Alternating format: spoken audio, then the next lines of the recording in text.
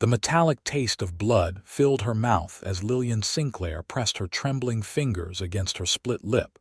Watching her husband Frank storm out of their modest cabin with fists still clenched and rage emanating from every fiber of his being.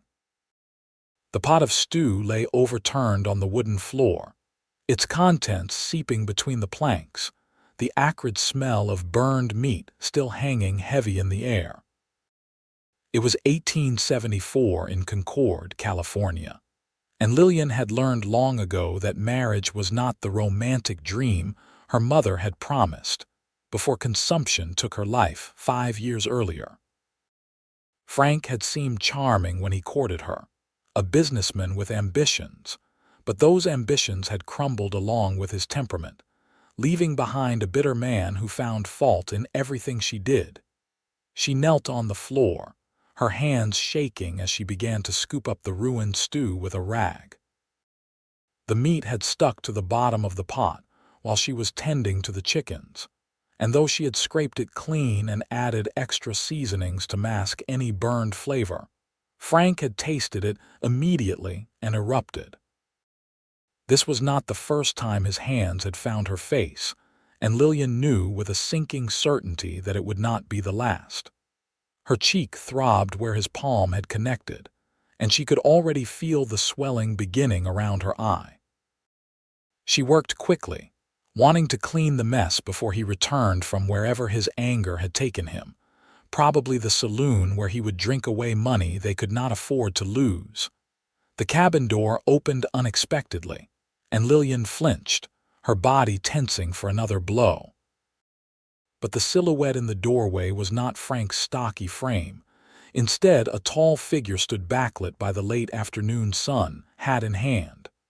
"Madam, I apologize for the intrusion," a deep voice said, concern evident in its tone. "I was passing by and heard the commotion. Are you injured?" Lillian looked up, her good eye focusing on the stranger. He was a cowboy. That much was clear from his worn leather chaps and dusty boots. His face was weather-beaten but kind, with lines around his eyes that suggested he smiled more than he frowned. Dark hair fell across his forehead, and his brown eyes held a gentleness that made her throat tighten with unexpected emotion. "I am fine," she lied, her voice barely above a whisper. "My husband just left. You should go before he returns." The cowboy did not move. Instead, he stepped inside, closing the door behind him. "Madam, you are bleeding and that eye needs tending. I have no intention of leaving you like this." He glanced at the mess on the floor, then at the overturned pot. Was this about dinner? Lillian felt tears threatening but forced them back. She would not cry in front of a stranger. "The stew burned. I ruined it." The cowboy moved closer, kneeling beside her but maintaining a respectful distance. "May I?" he asked, gesturing toward the pot. When she nodded, confused, he righted the heavy iron vessel and examined the contents that remained stuck to the bottom. Using a wooden spoon from the counter, he scraped a small amount onto his finger and tasted it. His expression did not change as he chewed thoughtfully. "This is not ruined, madam." "This is perfect." Lillian stared at him, certain she had misheard. "What?" "The meat has a depth of flavor from the searing. The seasonings are well balanced. A bit of char adds complexity that boiled meat never achieves." He met her eyes, and something in his gaze told her he understood exactly what he was doing, what his words meant. "Any man who would call this ruined is a fool who does not deserve to taste your cooking." The tears came then, silent and hot, streaming down her bruised face. The cowboy pulled a clean handkerchief from his pocket and offered it to her. "My name is Robert Parrish. My friends call me Rob. I have been working at the Henderson Ranch for the past 3 months, but I am originally from Texas. I make it a practice never to abide men who raise their hands to women." "Lillian Sinclair," she managed, dabbing at her eyes with his handkerchief. "You should not be here. Frank will be furious if he finds you." "Then I will deal with Frank." Robert stood and extended his hand to help her up. "But first, let me help you clean this mess and tend those injuries. Do you have any witch hazel or salve?" Against her better judgment, Lillian accepted his help. Together they cleaned the spilled stew, and Robert proved surprisingly capable in domestic tasks. He moved with efficiency, wringing out rags and scrubbing the floor while Lillian salvaged what she could from the pot. When the cabin was restored to order, he heated water on the stove and helped her clean the blood from her face with a gentleness she had not experienced since childhood. "How long has this been happening?" Robert asked quietly as he pressed a cool cloth to her swollen eye. "6 months," Lillian admitted. "Since his business failed. He lost everything in a bad investment, and now he works odd jobs when he can find them. The anger just grew until it became this." "You deserve better than this, Mrs. Sinclair. I have nowhere to go. No family, no money of my own. Frank controls everything." The hopelessness of her situation crashed over her like a wave, and she found herself telling this stranger things she had never spoken aloud. About the isolation, the constant fear, the way she measured every word and action to avoid triggering his rage. Robert listened without interruption, his eyes never leaving her face, and when she finally fell silent, he spoke with quiet conviction. "I cannot tell you what to do with your life, Mrs. Sinclair, but I can tell you that Henderson's ranch is always looking for help. The wife, Mrs. Eleanor Henderson, runs a boarding house for the workers and their families. She is a good woman who has helped others in situations similar to yours. If you ever decide you want to leave, there is a place you could go." Before Lillian could respond, the sound of boots on the porch made them both freeze. Frank burst through the door, his face flushed with alcohol and renewed anger. His eyes went immediately to Robert, then to Lillian, and his expression twisted into something ugly. "What the hell is this?" Frank snarled, swaying slightly. "Who is this man, Lillian?" Robert stood slowly, positioning himself between Frank and Lillian. "My name is Robert Parrish. I heard a disturbance and came to offer assistance. Your wife was injured. My wife is none of your concern." Frank's hand went to his belt, where Lillian knew he sometimes carried a knife. "Get out of my house." "I will leave," Robert said calmly, "but I want to hear from Mrs. Sinclair that she is safe." "You want to hear?" Frank lunged forward, but Robert sidestepped smoothly, years of working with unpredictable horses giving him quick reflexes.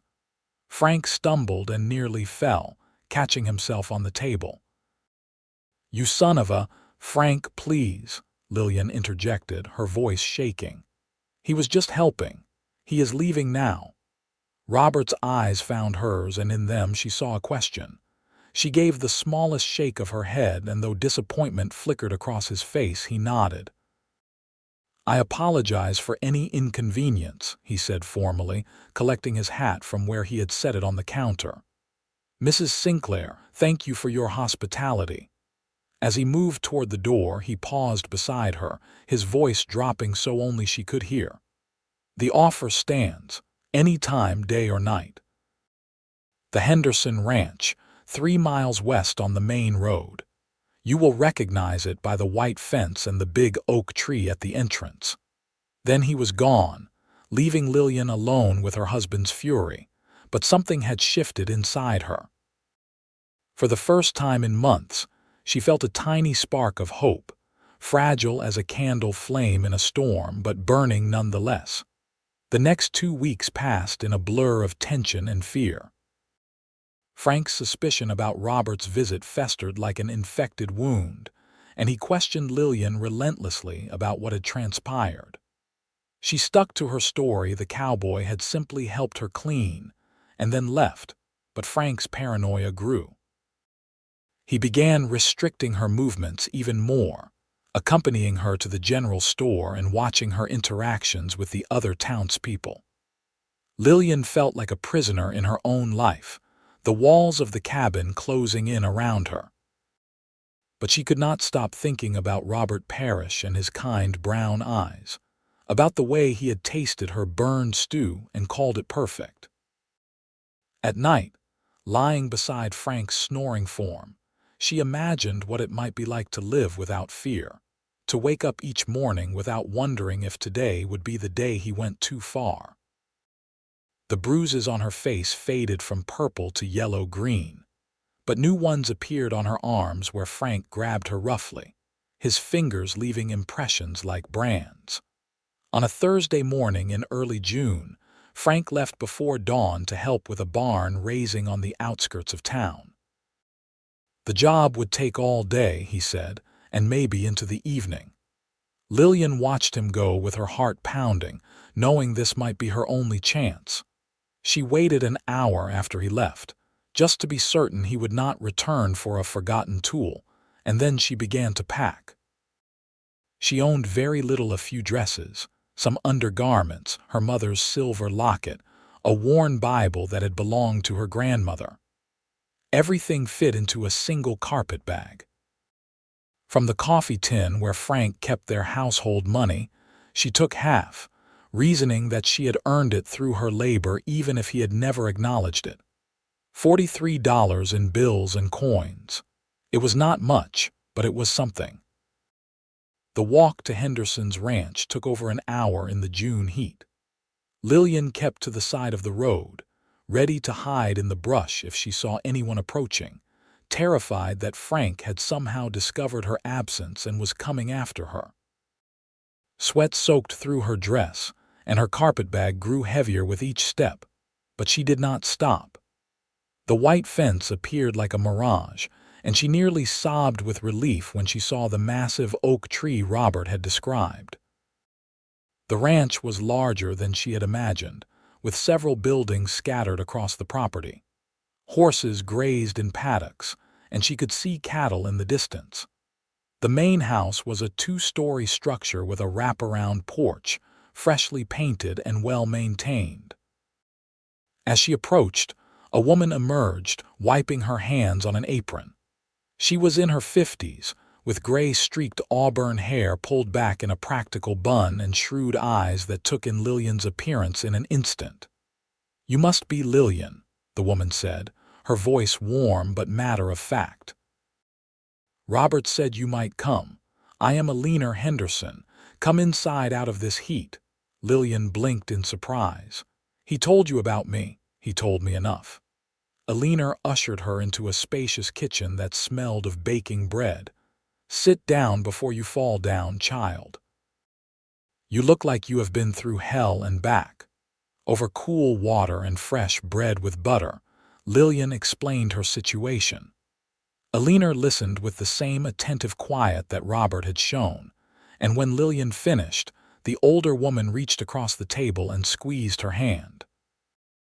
"You are safe here," Alina said firmly. "My husband Samuel and I do not tolerate men who abuse women.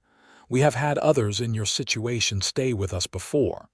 You can have a room in the boarding house, and in exchange, you will help with cooking and cleaning. The pay is not much, but it is yours to keep, and you will have a roof over your head and 3 meals a day. What about Frank? What if he comes looking for me? Then he will deal with Samuel, Robert, and 12 other cowboys who will not take kindly to his presence." Alina's expression was steel. "You are under our protection now, Lillian. That man has no power here." Lillian felt something crack inside her chest, and suddenly she was crying in great heaving sobs, years of suppressed fear and pain pouring out. Alina moved around the table and held her, letting her cry until there were no more tears left. That evening, Robert came to the main house for dinner, as he did most nights. Lillian was helping Alina set the table when he walked in, and their eyes met across the room. His face broke into a smile that transformed his features, and Lillian felt her heart skip in a way that was entirely new and slightly terrifying. "Mrs. Sinclair," he said, pulling off his hat. "I am glad you are here. Thank you," she managed, "for everything. I do not know what would have happened if you had not. "You would have found your way," he interrupted gently. "You are stronger than you know. I just opened a door. You are the one who walked through it." Over dinner with a leaner, Samuel Henderson, and several of the ranch hands, Lillian began to understand what life could be like outside of Frank's shadow. The men were respectful, the conversation lively but never crude, and when Robert caught her eye across the table and smiled, she felt warmth spread through her chest that had nothing to do with the temperature. After the meal, Robert asked if she would like to see the horses, and with a leaner's approving nod, they walked out to the stables in the golden light of evening. The air smelled of hay and leather, and horses whickered softly in their stalls as Robert led her down the center aisle. "This is Copper," he said, stopping at a stall containing a beautiful chestnut gelding. "He is mine. Got him 5 years ago as an unbroken 3-year-old, and we have been partners ever since." Lillian reached out tentatively, and Copper's soft nose pressed against her palm. She laughed, surprised by the gentle tickle of his breath. "He is beautiful." "He is a good judge of character," Robert said. "He does not take to just anyone." He paused, seeming to gather his thoughts. "Lillian, I need to be honest with you. I have not stopped thinking about you since that day in your cabin. I know you are in a difficult position, and I do not want to presume anything, but I wanted you to know that my offer to help was not just about charity. I would very much like to get to know you better, if you are willing." Lillian's breath caught. She was technically still married to Frank, though the thought of that legal tie felt like a chain around her ankle. "Robert, I am honored, truly, but I am not free. Frank is still my husband in the eyes of the law and the church. I understand that. I am not asking you to make any promises or decisions right now. I am just asking if I can spend time with you, talk with you, let you see what it might be like to be treated the way you deserve to be treated." His eyes were earnest, hopeful. No pressure, no expectations. Just two people getting to know each other. "I would like that," Lillian heard herself say, and the smile that lit Robert's face made her feel like she was standing in sunshine. The weeks that followed were the happiest Lillian could remember. She fell into a routine at the ranch, rising early to help Alina prepare breakfast for the workers, spending her days cleaning and mending and cooking. The work was hard but satisfying, and for the first time in her adult life, she kept the money she earned. Alina paid her $10 a month plus room and board, and Lillian hoarded every penny, knowing she would need it eventually. True to his word, Robert courted her with a patience and gentleness that made her want to cry. He brought her wildflowers from the fields, taught her to ride on a gentle mare named Daisy, and spent his evenings sitting with her on the porch of the boarding house, talking about everything and nothing. He told her about his childhood in Texas, about losing his parents to cholera when he was 16, and making his way west through hard work and determination. She told him about her own past, about her mother's death and her hasty marriage to Frank, about the gradual realization that she had made a terrible mistake. "You were young and alone," Robert said one evening, his hand covering hers on the porch railing. "You did what you thought you had to do to survive. That does not make it your fault that Frank turned out to be a monster." "I should have seen the signs," Lillian insisted. "There were moments when I wondered, but I ignored them because I was scared of being alone. Being alone is better than being with someone who hurts you." Robert's thumb traced circles on the back of her hand, sending shivers up her arm. "You deserve someone who will cherish you, who will protect you, who will love you the way you are meant to be loved." The word love hung in the air between them, heavy with implication. Lillian knew she was falling for this cowboy with his gentle eyes and kind heart, but the shadow of Frank still loomed over her happiness. She could not truly move forward while she was still legally bound to him. The situation came to a head in late July. Lillian was in the garden behind the boarding house, picking tomatoes for the evening meal, when she heard shouting from the front of the property. Her blood turned to ice as she recognized Frank's voice, bellowing her name. She dropped the basket and ran toward the main house, arriving just as Frank tried to push past Samuel Henderson at the gate. "That is my wife," Frank was shouting, his face purple with rage. "You have no right to keep her here. Lillian, get out here right now." Robert appeared from the stables, moving with purposeful strides toward the confrontation. Other ranch hands emerged from various buildings, forming a loose circle around Frank. Samuel held up a hand, his voice calm but firm. "Mr. Sinclair, you need to leave. Your wife is here of her own free will and she does not wish to see you. I do not give a damn what she wishes. She is my wife and she is coming home." Frank's eyes found Lillian standing on the porch, and his expression twisted with fury. "You stupid woman. Do you have any idea what you have done? The shame you have brought on me, the shame." Lillian found her voice, and it was stronger than she expected. "You are the one who should be ashamed, Frank. You beat me. You terrorized me. You made me afraid in my own home. I disciplined you when you needed it," Frank spat. "That is my right as your husband." "That is not a right," Robert interjected, stepping between Frank and the porch. "That is a crime. And if you do not leave this property immediately, I will make sure the sheriff knows exactly what kind of man you are." Frank's hand went to his belt, and Lillian's heart stopped as she saw the knife. But before Frank could draw it, Robert moved with surprising speed, catching Frank's wrist and twisting it behind his back. The knife clattered to the ground and Samuel kicked it away.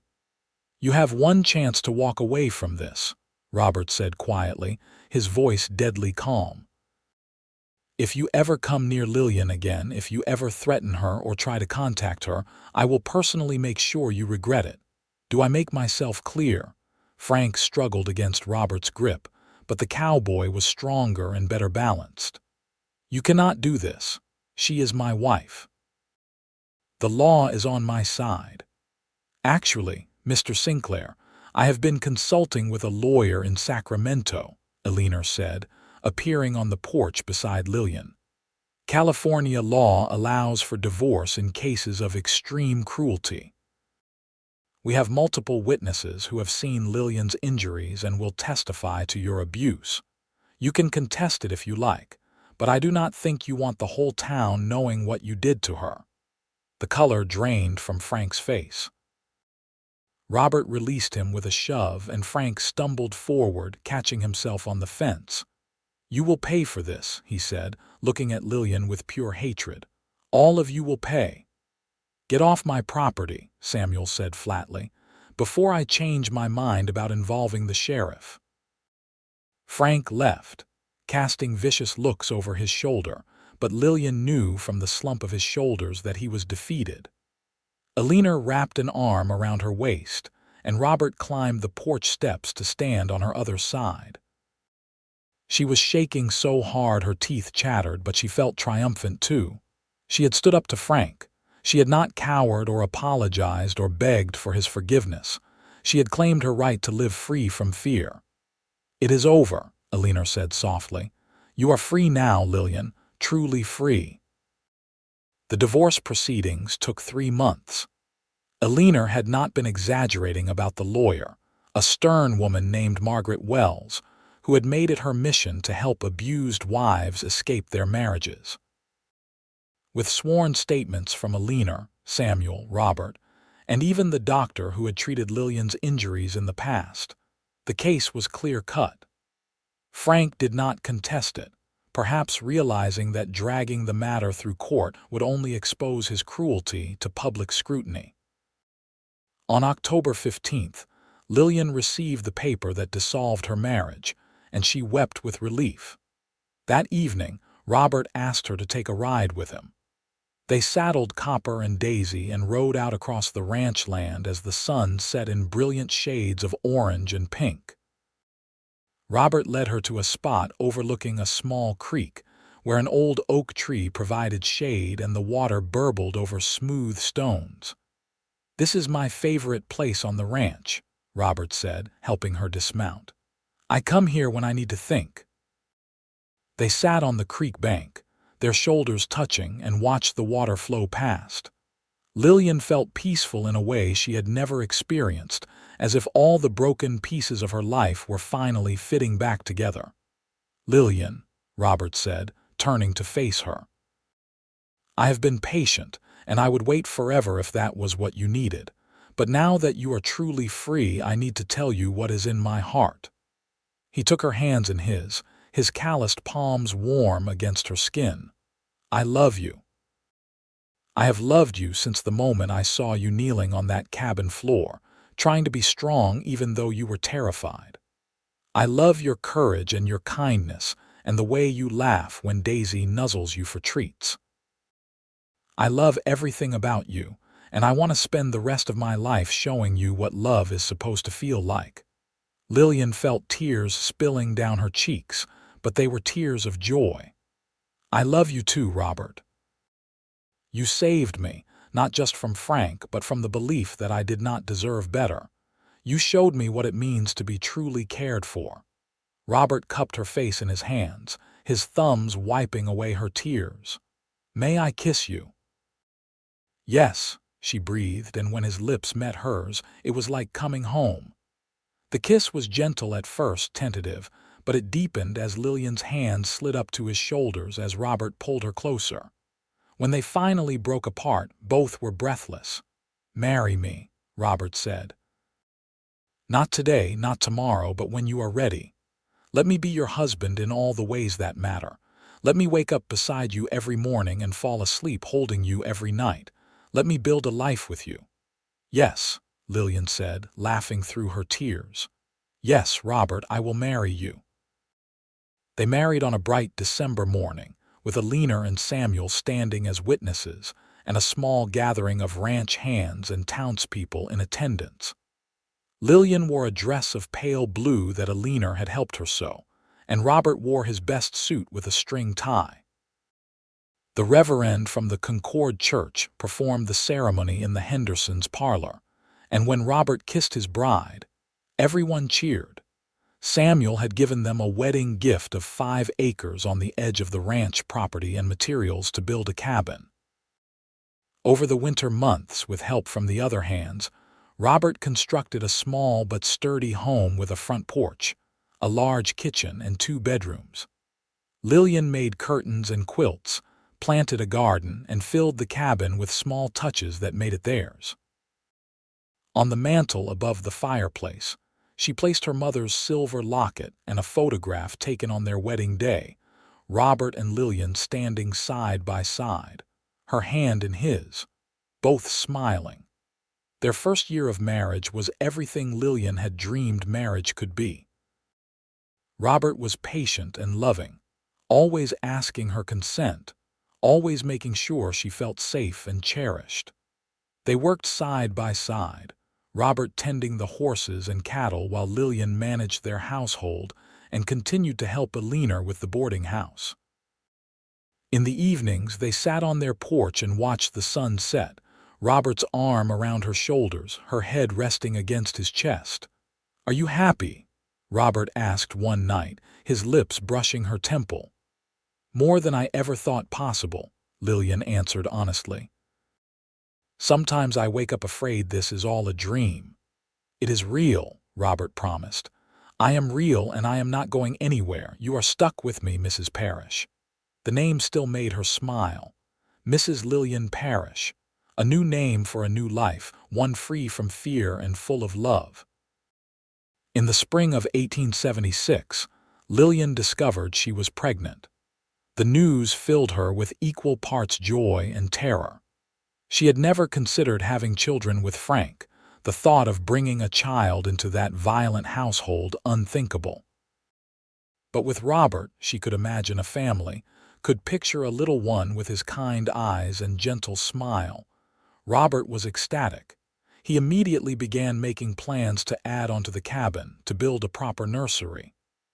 "We will need more space," he said, sketching ideas on paper. "And a bigger garden for when the baby is older. Maybe we should get a milk cow, and we will need chickens closer to the house, Robert," Lillian laughed, catching his hand. "We have time. The baby will not be here until November." "I know, but I want everything to be perfect for you and our child." He placed his hand gently on her still flat stomach. "I am going to be a father. I can hardly believe it. The pregnancy was not easy." Lillian suffered from terrible morning sickness that lasted well into the afternoon, and the California summer heat made her miserable. But Robert was attentive to her every need, bringing her cool water and fanning her when she felt faint, rubbing her swollen feet at night, and never complaining when she snapped at him in frustration. Elena became like a mother to her, sharing advice and stories from her own pregnancies. "The sickness will pass," she promised, "and then you will feel better than you ever have. Enjoy this time, Lillian.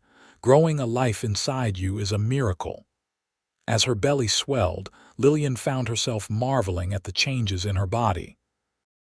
She felt the baby's first flutters in August, tiny movements like butterfly wings against her palm.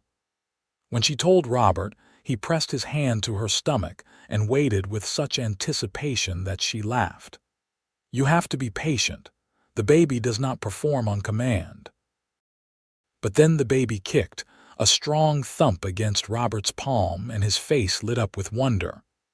"That is our child," he whispered. "Our son or daughter. I felt them." In early November, on a cool evening with fog rolling in from the bay, Lillian's labor began. Elena and Margaret Wells, who had become a friend as well as the lawyer who secured her freedom, attended her while Robert paced outside. The labor was long and difficult, lasting through the night and into the next morning. Lillian had never experienced such pain, and there were moments when she thought she could not bear another second. But Elena held one hand and Margaret the other, and they coached her through each contraction. "You are strong," Elena said firmly. "You survived Frank. You can survive this." "Push, Lillian. Your baby is almost here." With a final tremendous effort, Lillian pushed, and the cabin filled with the sound of a baby's cry. "It is a boy," Margaret announced, placing the wriggling, wailing infant on Lillian's chest. "A healthy, beautiful boy." Lillian looked down at her son through tears of exhaustion and joy. He had dark hair like Robert's and was already squalling with indignation at being born. "Hello, little one," she whispered, touching his tiny hand. His fingers closed around hers with surprising strength. Robert burst into the room, his face wild with worry. "Is she all right? Is the baby—" He stopped, seeing Lillian propped against pillows with their son in her arms, and his expression transformed. "Oh," he breathed. "Oh, Lillian, come meet your son," she said softly. Robert approached slowly, as if afraid he might break the spell. He knelt beside the bed, staring at the baby with awe. "He is perfect. You are perfect. I cannot believe we made something so beautiful." "What should we name him?" Lillian asked. They had discussed names for months but had never settled on one. Now, looking at her son's scrunched face and hearing his lusty cries, Lillian knew. "Thomas," she said. "Thomas Samuel, after your father and the man who gave us our start." Robert's eyes shone with tears. "Thomas Samuel Parrish. It is perfect, just like him. Just like you." Samuel Henderson was honored to have the baby named after him, and he and Elena became doting grandparents in all but blood.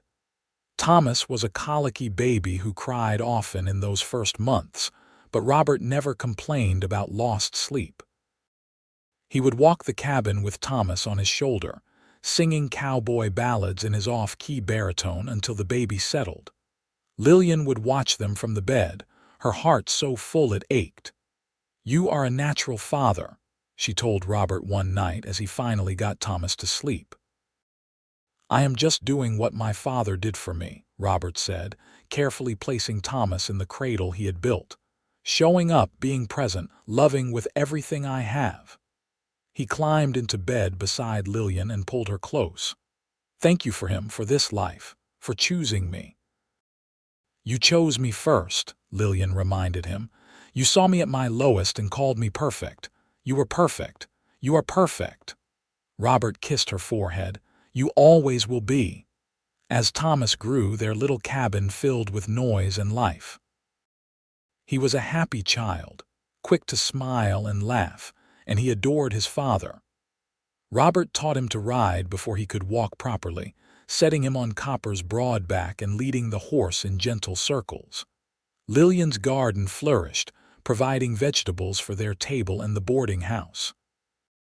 They added chickens and a milk cow, and their 5 acres felt like a kingdom.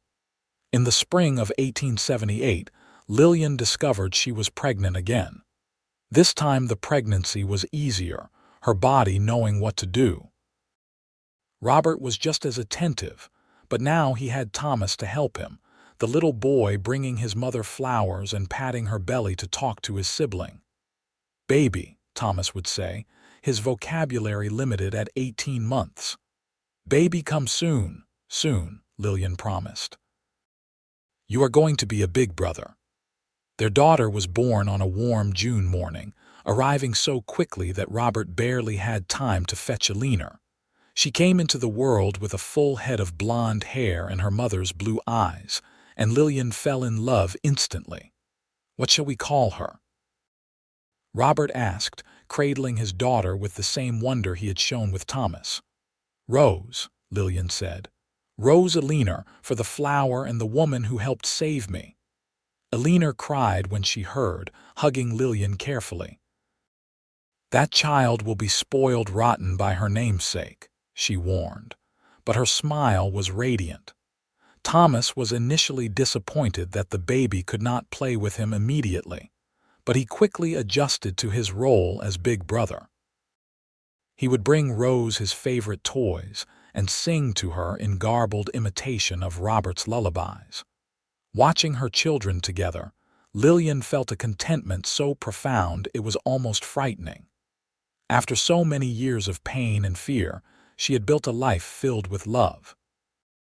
The years passed in a blur of milestones and small joys. Thomas started school in Concord, riding into town each morning on his pony. Rose learned to walk and talk, a bright child who asked endless questions.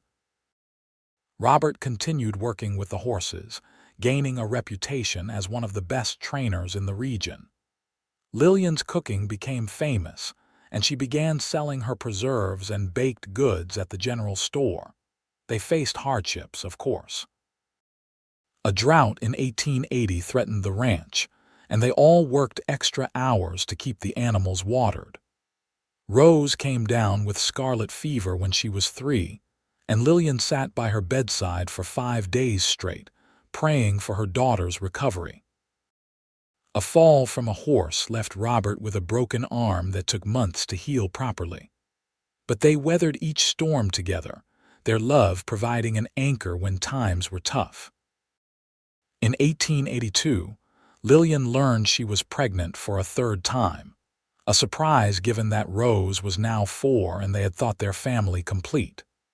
This pregnancy was the hardest yet, and at 30 years old, Lillian felt every ache and pain more acutely. But Robert was patient, and Thomas and Rose helped around the house, both children old enough now to understand that their mother needed rest. Their 2nd son was born in February 1883, during a rare California snowfall that dusted the hills white. He was a big baby with a powerful set of lungs, and Robert joked that he would grow up to be a cattle auctioneer with a voice like that. "What about William?" Robert suggested. "William Robert, after no one in particular, just a strong name for a strong boy." "William Robert Parrish," Lillian tested the name. "I love it." Thomas and Rose were fascinated by their new brother, and the cabin that had once seemed spacious now felt cramped. True to his word years earlier, Robert began work on an addition, expanding the cabin into a proper house with 4 bedrooms and a larger kitchen. Samuel helped, as did several of the ranch hands who had become friends over the years. And by the time William was 6 months old, they had a home that could comfortably hold their growing family. One evening in late summer, after the children were asleep, Robert and Lillian sat on their porch watching the stars. Robert had his arm around her, and she leaned into his warmth, feeling peaceful and content. "You ever think about that day I walked into your cabin?" Robert asked. "About how different our lives would be if I had just kept riding." "Sometimes," Lillian admitted. "But I also think about how I was already looking for a way out. Maybe it would have been you, or maybe it would have been someone else, or maybe I would have found the courage on my own eventually." "I am glad it was me," Robert said. "I am glad I was the one who got to see you become the woman you were always meant to be, strong and confident and so full of love." He kissed the top of her head. "You are the best thing that ever happened to me, Lillian Parrish." "You saved me," Lillian said softly. "In every way a person can be saved." "We saved each other," Robert corrected. "You gave me a reason to stay in one place to build something lasting. Before you, I was just drifting from ranch to ranch, never putting down roots. You gave me a home, a family, a purpose." They sat in comfortable silence, listening to the night sounds of the ranch. In the distance, cattle lowed softly, and somewhere an owl hooted. Inside the house, their children slept safely, surrounded by love. Lillian thought about the woman she had been 9 years earlier, kneeling on a cabin floor with blood on her lips, convinced she would die in that miserable existence. She could hardly recognize herself in that broken creature. "I am happy," she said, and the simple truth of those 3 words filled her with gratitude. "After everything, I am truly happy." "So am I," Robert said. "So am I." The years continued to unfold in patterns of work and joy. Thomas grew into a tall, serious boy who loved the horses as much as his father did. By the time he was 12, he was helping Robert train the young stock, showing a natural talent for the work. Rose was bright and curious, always with her nose in a book when she was not helping her mother in the kitchen. She declared at age 8 that she wanted to be a teacher, and Lillian encouraged her dreams. William was the wild one, always getting into mischief, but his infectious laughter and genuine remorse when caught made it hard to stay angry with him. Samuel Henderson passed away peacefully in his sleep in 1887, and Alina followed him 6 months later, her heart broken by the loss of her husband of 40 years. Lillian mourned them both deeply, knowing she owed them more than she could ever repay. In their will, they left the ranch to be run collectively by the workers who had been with them longest, Robert among them. It was an unusual arrangement, but it worked, with each family maintaining their own section of land while sharing resources and labor. As Lillian entered her 40s, she found herself becoming a source of advice and support for other women in difficult situations. Her story had spread through Concord and the surrounding areas, and more than once, a frightened woman appeared at her door seeking help. Lillian always welcomed them, offering food and shelter and the names of lawyers who could help them escape. Some stayed at the ranch, starting new lives as she had. Others moved on to family or opportunities elsewhere. But all of them left stronger than they arrived, and Lillian felt proud to be part of their journeys. In 1890, Thomas announced his engagement to a sweet girl named Anna whom he had met in town. They married that fall, and Robert deeded them a section of his land to build their own cabin.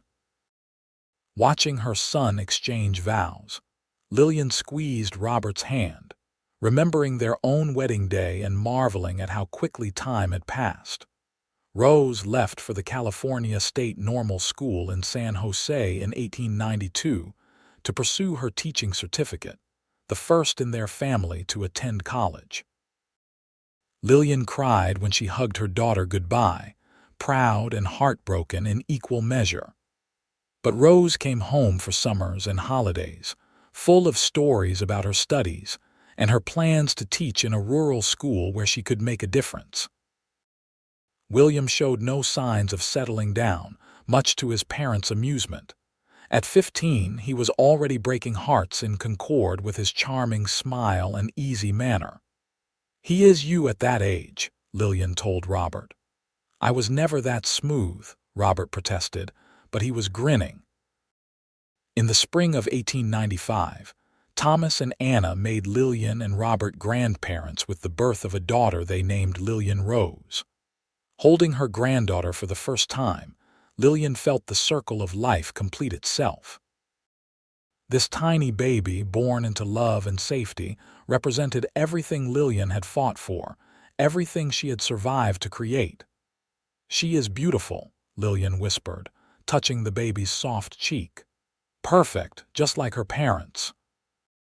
"I hope we can be half the parents you and Pa were to us," Thomas said, his eyes suspiciously bright. "You will be wonderful," Lillian assured him. "You already are." That evening, with little Lillian Rose asleep in her grandmother's arms, the family gathered on the porch of the main house.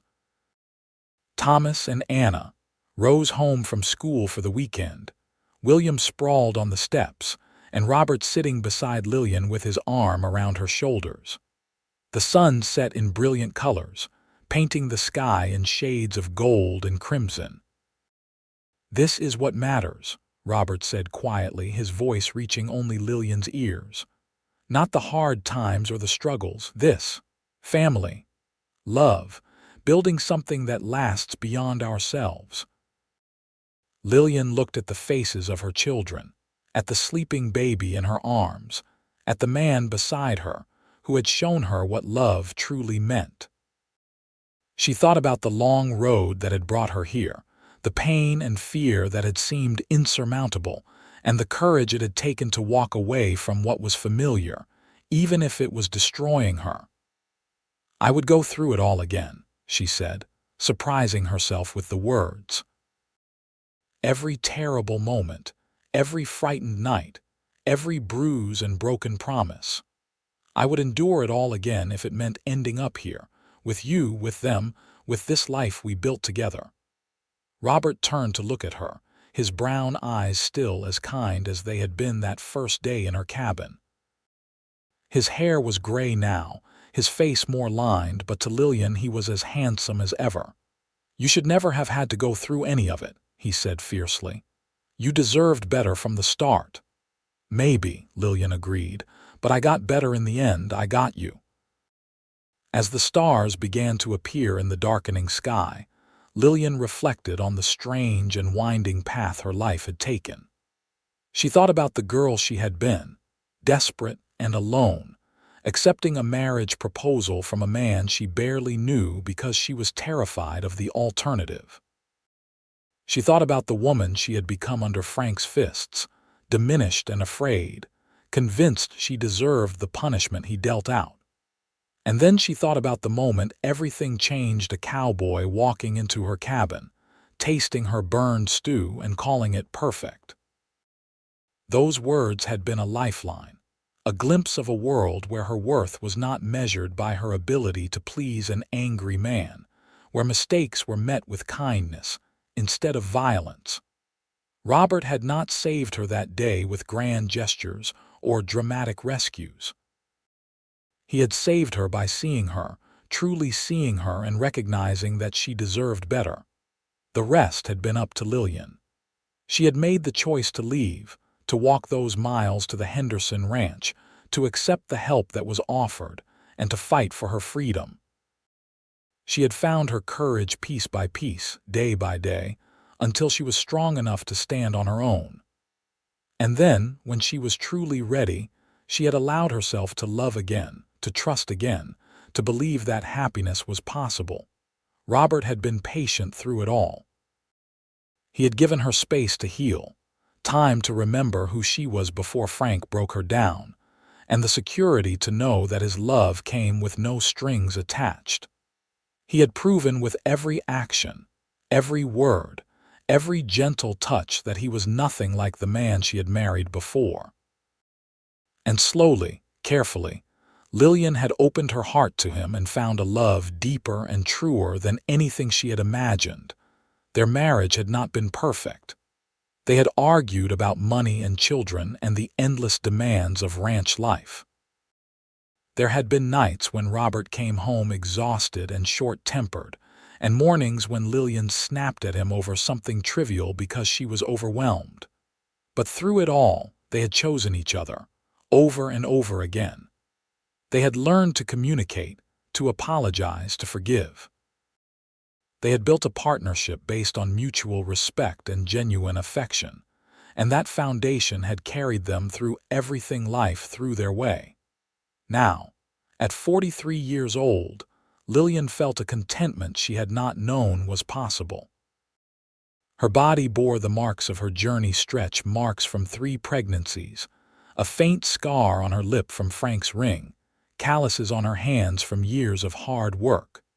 But these marks were evidence of a life fully lived, of struggles overcome and joy embraced.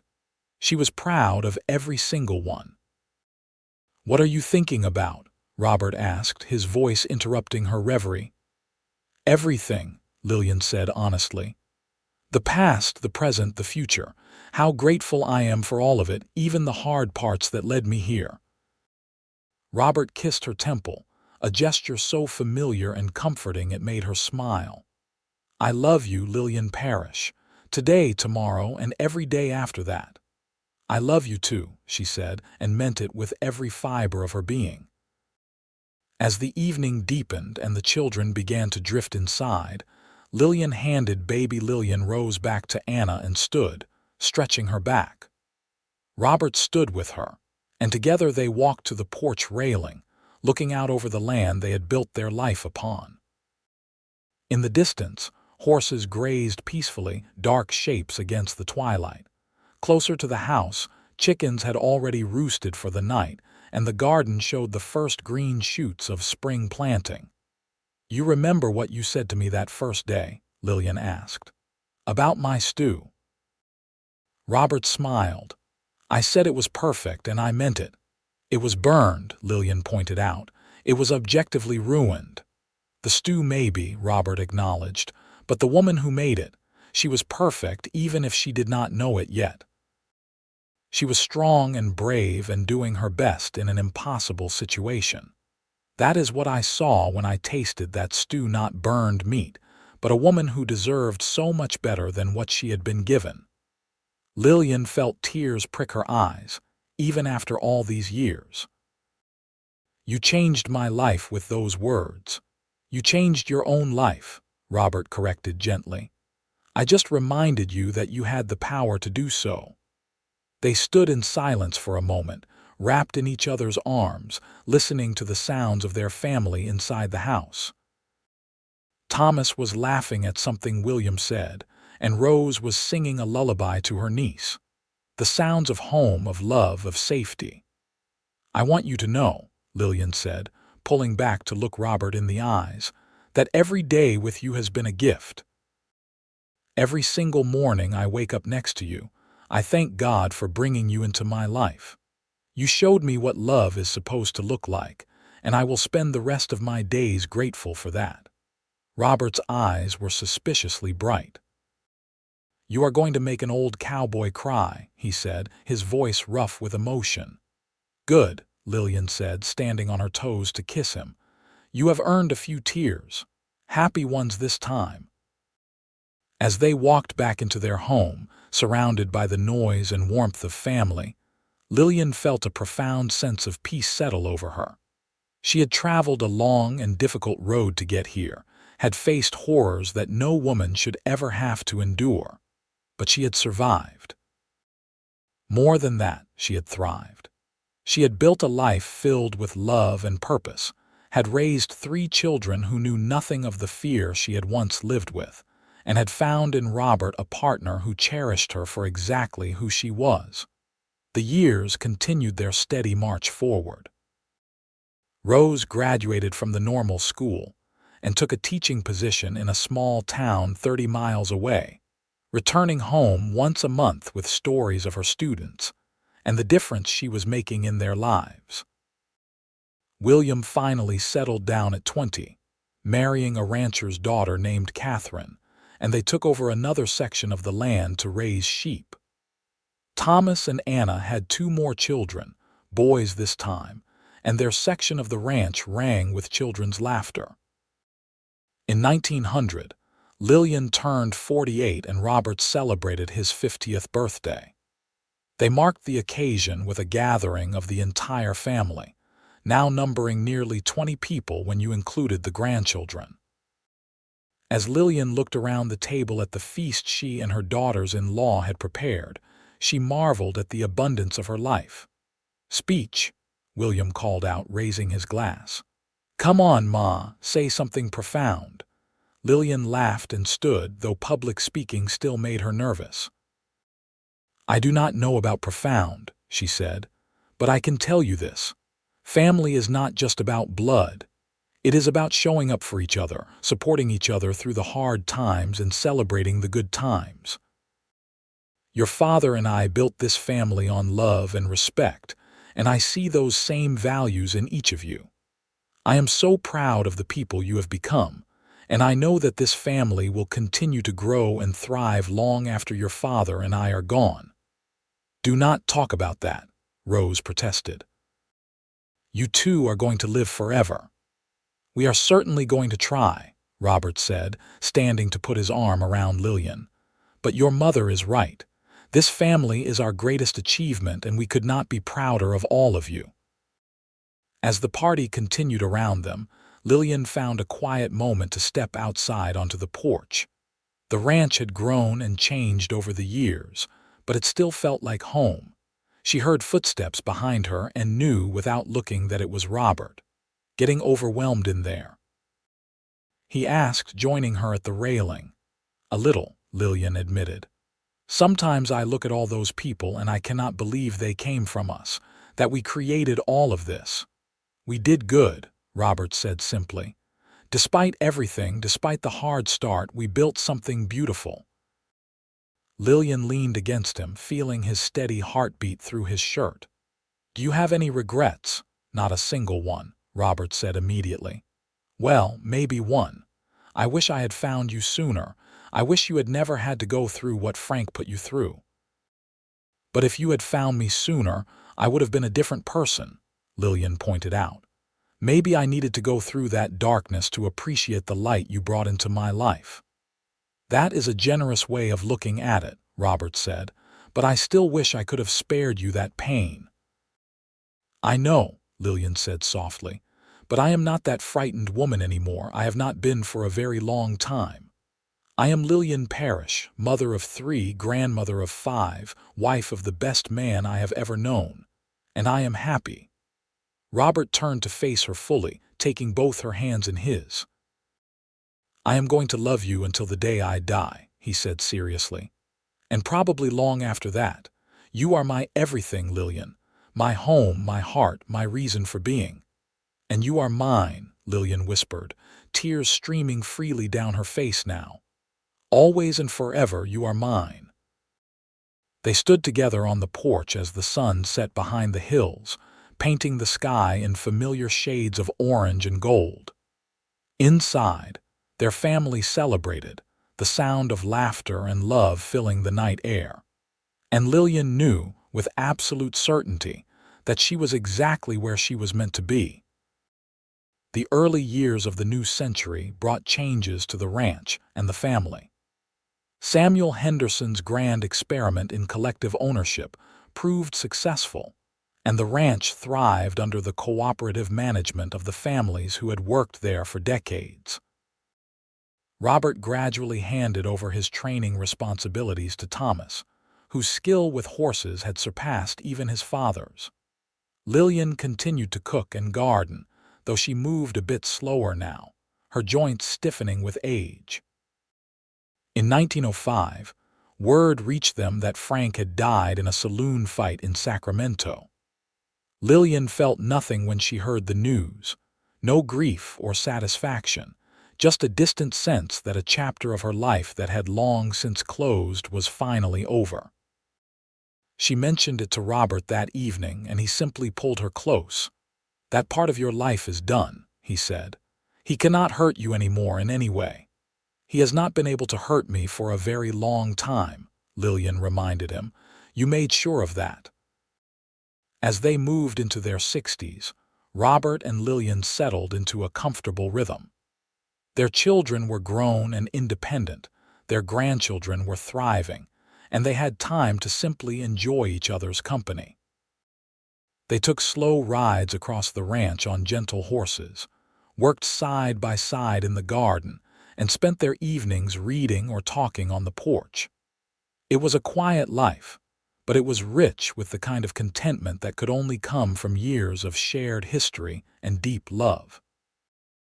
In 1910, Rose returned home with news that she had been offered a position as principal of a new school being built in Concord. She was now 32, unmarried, and dedicated to her career in a way that made Lillian both proud and slightly wistful. She would have liked to see Rose find the kind of love she had found with Robert, but she understood that happiness took many forms. "Are you disappointed that I never married?" Rose asked one afternoon as they shelled peas together. "Disappointed? No," Lillian said honestly. "I want you to be happy, and if teaching fulfills you, then I am glad you found your calling. But I would be lying if I said I did not hope you might find someone to share your life with." "I have had offers," Rose admitted, "but none of them felt right. I saw what you and Pa have, and I refuse to settle for anything less than that kind of partnership." Lillian reached over and squeezed her daughter's hand. "That is wise. Never settle, Rose. Your father taught me that I deserve to be cherished, and I want the same for you. Whether that is with a partner or on your own, as long as you are living the life you want, that is all that matters." Thomas and Anna's eldest, Lillian Rose, was now 15 and showing signs of inheriting her grandmother's resilience and her aunt's intelligence. She spent hours helping Lillian in the kitchen, learning family recipes and asking questions about the past. "Grandma," she said one day while they were making preserves, "is it true that you left your first husband?" Lillian looked at her granddaughter, seeing the curiosity and nascent understanding in her young face. They had never hidden the truth from the children, but they had not dwelt on it either. "Yes," she said simply. "He hurt me, and I knew I deserved better, so I left." "Were you scared?" "Terrified," Lillian admitted. "But I was more scared of staying, of living my whole life in fear. Sometimes the bravest thing you can do is admit that something is not working and walk away from it." "I want to be brave like you," young Lillian said seriously. "You already are," Lillian assured her. "You come from a long line of strong women. Your Aunt Rose breaking barriers as an educator. Your mother running a household and raising children while supporting your father's work. And your great-grandmother Alina, who helped so many women find their way to safety and new beginnings. That strength is in your blood." As Lillian moved into her late 60s, her health began to decline in small ways. Her hands ached with arthritis, making it difficult to sew or do detailed work. Her vision grew cloudy, and she had to rely on glasses for reading. Her energy was not what it once was, and she found herself napping more often.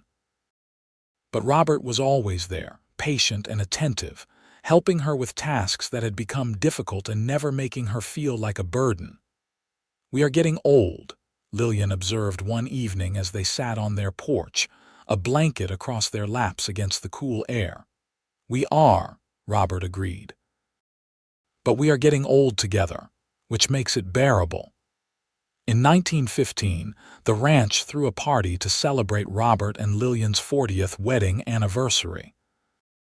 The entire extended family gathered, now including great-grandchildren. and friends from all over the county came to honor the couple who had become something of a legend in Concord.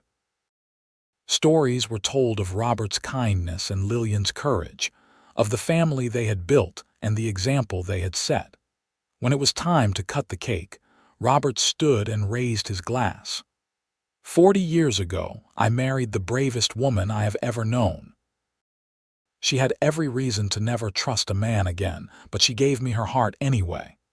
Lillian, you have made every single day of these 40 years worth living. You gave me a purpose, a family, and a love I never dreamed possible. Here is to 40 more years if we are lucky enough to get them. To 40 more years, everyone echoed, raising their glasses. Lillian stood, her hand shaking slightly as she held her glass. I was broken when Robert found me, she said, her voice carrying across the crowd. I did not think I could ever be whole again. But he showed me that healing was possible, that love did not have to hurt, that I was worth cherishing. These 40 years have been the greatest gift of my life. Robert, you are my everything. Thank you for seeing me when I could not see myself.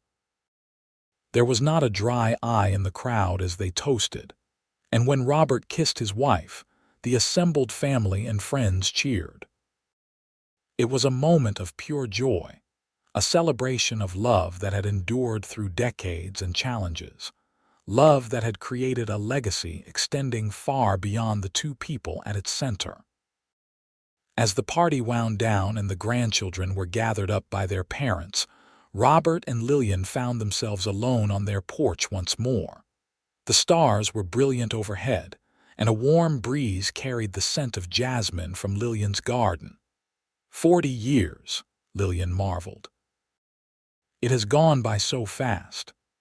And yet when I think about that first day, it feels like a lifetime ago, Robert said.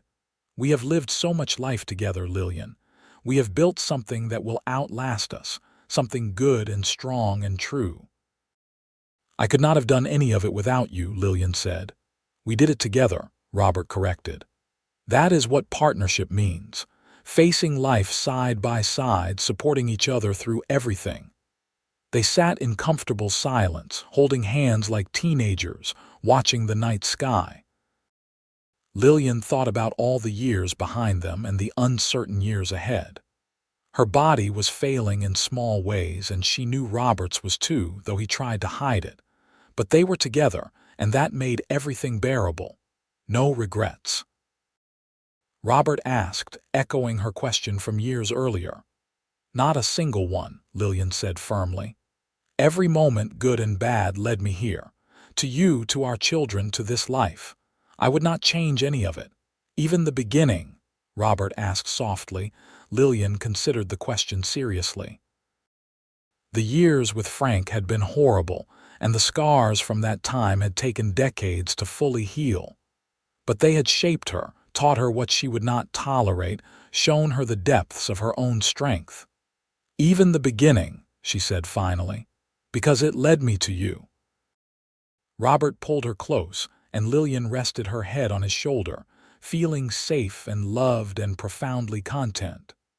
This was what happiness looked like, she thought.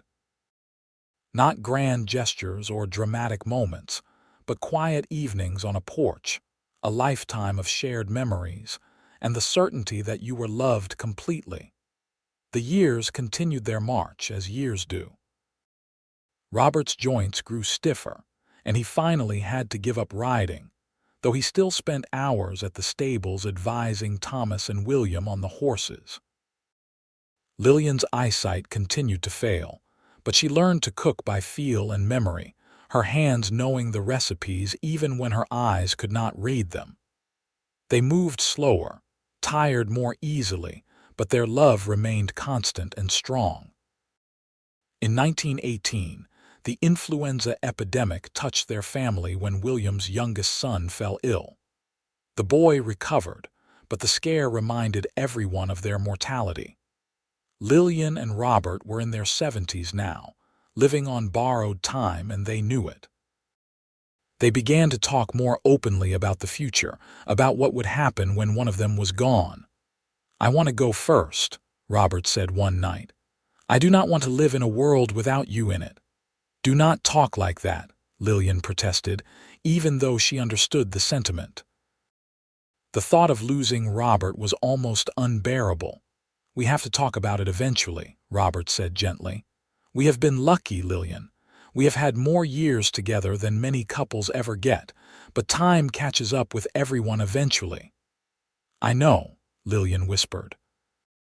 "I just do not want to think about it." "Then let us not think about it tonight," Robert said, pulling her into his arms. "Let us just be here together for as long as we have." They held each other in the darkness. Two old people who had loved each other for more than 4 decades, who had built a life and a family and a legacy together. And in that moment, nothing else mattered but the warmth of each other's embrace and the steady rhythm of two hearts beating in time. Robert passed away peacefully in his sleep in the spring of 1920, at the age of 70. Lillian woke to find him cold beside her, his face peaceful, as if he had simply drifted away during the night. The grief nearly broke her, a pain so profound it made breathing difficult. For weeks, she moved through the world in a fog, going through the motions but feeling only the vast emptiness where Robert had been. The family rallied around her. Thomas and Anna moved her into their home, refusing to let her stay in the cabin alone. Rose took a leave from her position to spend time with her mother. William and Catherine visited daily, bringing their children to distract their grandmother with noise and life. And slowly, painfully, Lillian began to heal. She would never stop missing Robert. There were moments when she forgot he was gone, when she turned to tell him something only to remember with fresh grief that he was not there. But she also felt his presence in everything around her. In the horses he had trained, in the grandchildren who had his eyes, in the cabin they had built together. He was woven into the fabric of her life, and though he was gone, the love they had shared remained. One afternoon, as Lillian sat on Thomas and Anna's porch watching her great-grandchildren play, young Lillian Rose, now 25 and engaged to be married, came to sit beside her. "Tell me about Grandpa Robert," she said. "Tell me about how you met." Lillian smiled, the memory bittersweet but precious.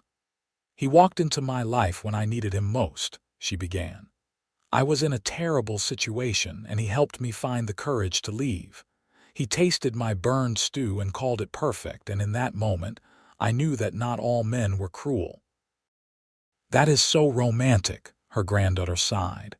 "It was," Lillian agreed. "But the real romance was in the 45 years that followed, the daily choice to love each other, to be partners, to build a life together. That is what true love looks like. Not the dramatic rescue, but the quiet years of showing up for each other, day after day." "I hope my marriage is like that," the younger Lillian said. "Make sure you choose someone who cherishes you," Lillian advised. "Someone who respects you and treats you as an equal. Your grandfather showed me what that looked like, and I want the same for you." Lillian lived for 3 more years after Robert's death, years filled with family and quiet contentment.